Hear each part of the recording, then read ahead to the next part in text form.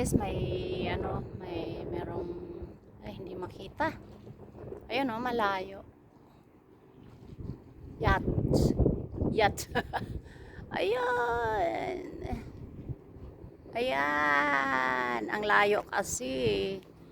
Wala sila dito eh, pero yung kapitbahay nila sila Mr. Allen.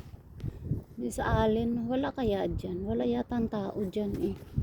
Ito, yan, nakapaglinis din ako sa bahay na yan. Eh, meron silang ano, motor. May bangka sila, may bangka. Ayan, malaking bahay din yun. Ito, napakalaki na ito. Ito. Ayan, dalawa yung bangka nila, oh. Mr. Allen. Wala dito yung bangka nila ni Mr. Cassidy. Diba? At ako'y nakaupo lang dito. Nagnilay-nilay. Hello mga kareos! Dito lang ako. Tambay muna ako dito. Pahinga lang.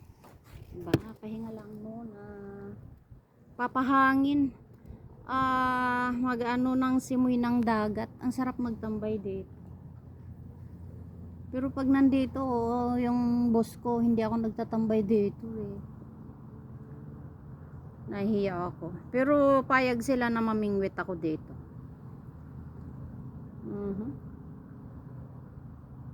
Bingwit kaya ako dito bukas.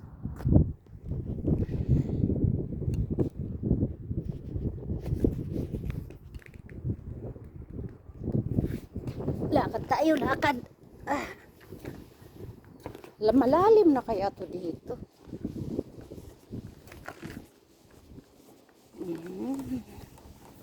Ayan guys.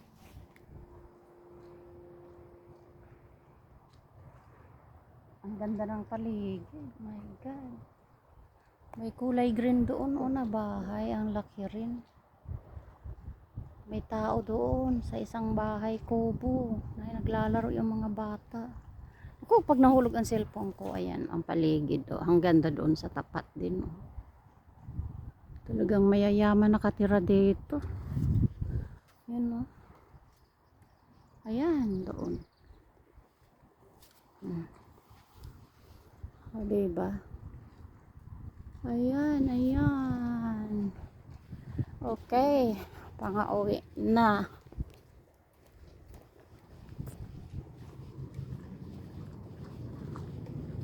Ayan. Ang ganda ng paligid. Mag-isa lang ako dito.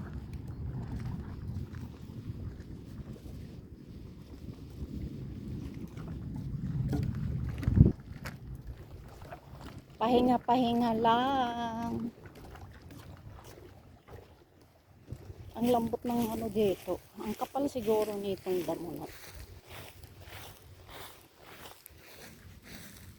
May garden pa sila dito. Hindi kayo maakit yung dagat dito. Yan, daming flowers. Diba? Si Mrs. Cassidy mahilig ng mga bulaklak. Mga rose siya. May wishing well. Ayan. Dito. Ayan. Diba? Dito, merong rose dito na maliliit. Ang cute. Ang ganda. Diba? Ang ganda, guys. Mga kareals. Ang ganda ng paligid. Diba? Ang ganda ng mga nila. Then, swimming pool.